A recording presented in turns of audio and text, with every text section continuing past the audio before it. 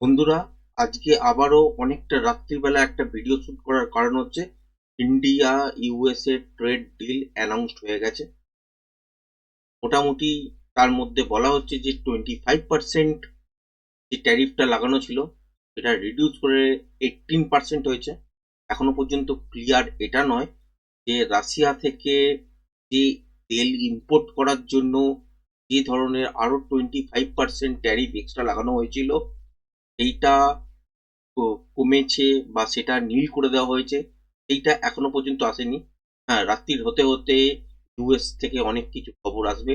মোটামুটি gift Nifty যদি দেখেন 500 পয়েন্টসের আশপাশে কিন্তু প্লাস চলছে।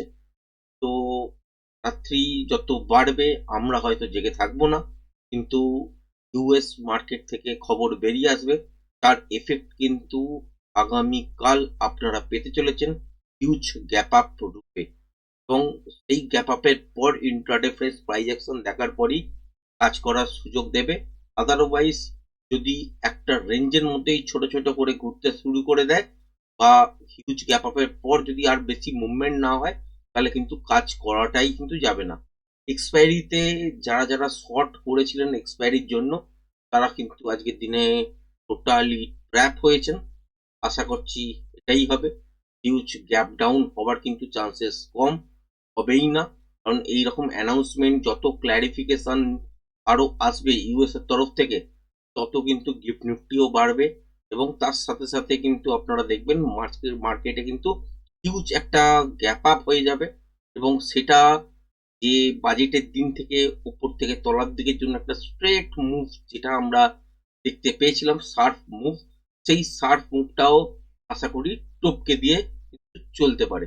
এবং তার ফলে কিন্তু 25,436-এর ওপর যদি গ্যাপ আপ হয়ে গিয়ে কন্টিনিউ সাস্টেন করতে শুরু করে এবং সেখানে ইন্ট্রাডে ফ্রেশ প্রাইজেকশন অনুযায়ী যদি প্যাটার্ন তৈরি হয়, তবেই কিন্তু আপসাইডের দিকের জন্য মুভমেন্ট পাবেন।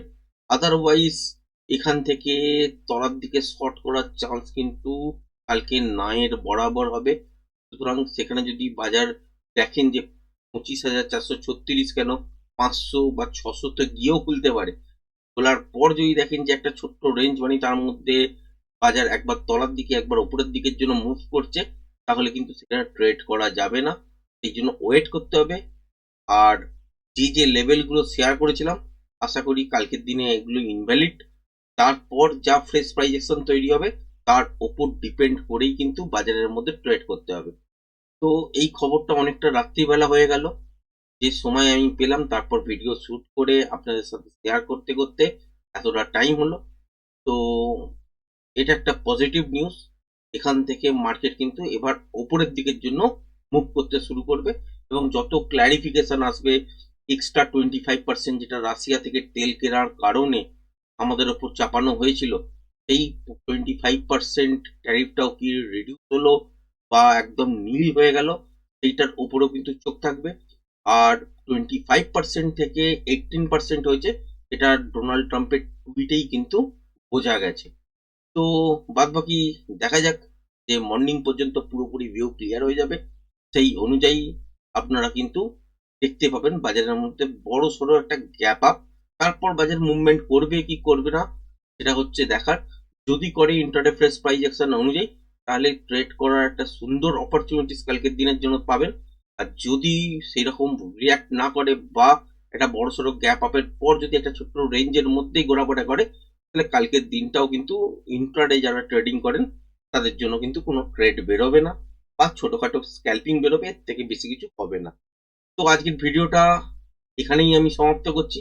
আর যদি ইনফরমেশন আসে রাত্রিবেলা তো আর শেয়ার করতে পারবো না। নেক্সট দিন আপনারা মর্নিং এ একটুখানি খেয়াল রাখবেন এবং দেখবেন যে আজ গিফট নিফটি কতটা ওপরের দিকে গিয়ে বন্ধ করছে, এইটার ওপর ডিপেন্ড করে মার্কেট খুলবে। তারপরে ইন্টারডে ফ্রেশ প্রাইস অ্যাকশন তৈরি হবে, তারপরেই কিন্তু ট্রেড পাবেন। যারা যারা মার্কেট খোলার সঙ্গে সঙ্গে বাই বা সেল করেন, তারা কিন্তু কালকের দিনে ট্র্যাপ হয়ে যাবেন। সুতরাং কালকের দিনে খোলার সঙ্গে সঙ্গে কিন্তু কোনো রকম ট্রেড করতে যাবেন না। বাজারকে একটুখানি স্থিত হতে দেবেন। কমসে কম 15 মিনিট 20 মিনিট দেখবেন, হাই লো মার্ক করবেন। ম্যাক্সিমাম যদি দেখেন যে বাজারের মধ্যে রেঞ্জ ব্রেক করছে, সেই ক্ষেত্রে হাফ অ্যান আওয়ার তো নেওয়া উচিত, তবুও 15-20 মিনিটস কিন্তু আপনাকে দেখতেই হবে। তারপর যদি ইন্ট্রাডে সুইং ব্রেক করে, যেদিকেই করুক না কেন সেই দিকে কিন্তু মুভমেন্ট পাবেন। তবে আপসাইডের দিকে যদি গ্যাপ আপ হয়ে যায়, সেল করার অপরচুনিটিস থাকলে হচ্ছে একদম ডিফেন্সিভ মোডে থাকতে হবে, কারণ ওখান থেকে তলার দিকে যদি মুভমেন্ট হয় খুব বেশি কিন্তু বাজারের মধ্যে প্রিমিয়াম বাড়তে চাইবে না। সেখানে যারা যারা একটু বেশি লট নিয়ে কাজ করেন তারা কিন্তু ডিফেন্সিভ মোডে থাকবেন, একদম মিনিমাম কোয়ান্টিটি নিয়ে কাজ করবেন। যারা 1-2 লট নিয়ে কাজ করেন তারা কিন্তু চুপচাপ বসে দেখবেন, এছাড়া কিন্তু কোনো কাজ করতে যাবেন না। যারা যারা গ্যাপ আপে খোলার পর যদি দেখেন যে বাজারে ইন্টারে ফেস প্রাইস অ্যাকশন অনুযায়ী আপসাইডের দিকের জন্য মুভ করছে, তাহলে কিন্তু অ্যাগ্রেসিভ লং হতে পারে। যে শর্টের জায়গা তৈরি হচ্ছিল বা অ্যাগ্রেসিভ একটা শর্টের পরিকল্পনা হচ্ছিল, আপনাদের সাথে শেয়ার করছিলাম যে যতক্ষণ না এই উপরের দিকে টেকনিক্যালি লেভেল 25,436 এই লেভেলটা যতক্ষণ না ব্রেক করে যত সাস্টেন করছে, ততক্ষণ কিন্তু এখানে আপসাইডের দিকে যাওয়ার চেষ্টা করলেও কিন্তু তলার দিকের জন্য মুভ করবে। বা 25,161 যেটা সন্ধ্যেবেলার ভিডিওতেও শেয়ার করেছিলাম, যে এই সব লেভেলের কাছাকাছি থেকেও তলার দিকের জন্য মুভ করাতে পারে। আওয়ারলি চার্ট যদি দেখেন তাহলে সেক্ষেত্রে এই যে ওপর থেকে পড়েছিল বাজার তলার দিকে, এখান থেকে যে বাউন্সটা পেয়েছি সেটা হচ্ছে 0.618, এইটুকুনি কিন্তু মিলিয়ে দেখে নেবেন যারা যারা টেকনিক্যালটা শিখেছেন। তো এই সেই বাউন্সের এগেনস্টে তলার দিকের জন্য যে মুভ হতে পারে এই সুইংটা ব্রেক করলে, সেটা হচ্ছে এতদূর পর্যন্ত ছিল। এখন মনে হচ্ছে এই পুরো মুভটাই কিন্তু কভার করে যাবে এবং আমরা কিন্তু আবারও আপসাইডের দিকের জন্য মুভ দেখতে পাবো এবং বাজার আলটিমেট এখান থেকে আপসাইডের দিকেই জন্য খুলবে এবং আপসাইডের দিকে যদি ট্রেড ইন্টারডে সেট আপ অনুযায়ী বেরোয়, তাহলে সেখানে কিন্তু আমরা অ্যাগ্রেসিভ পজিশন নেব। যদি বাজারের মধ্যে এখানে ডাউন সাইডের দিকে ট্রেড বেরোয়, তাহলে কিন্তু আমরা এখানে ডিফেন্সিভ টাইপের কিন্তু থাকবো। তো আজকের ভিডিওটা এই পর্যন্তই রাখছি। ধন্যবাদ।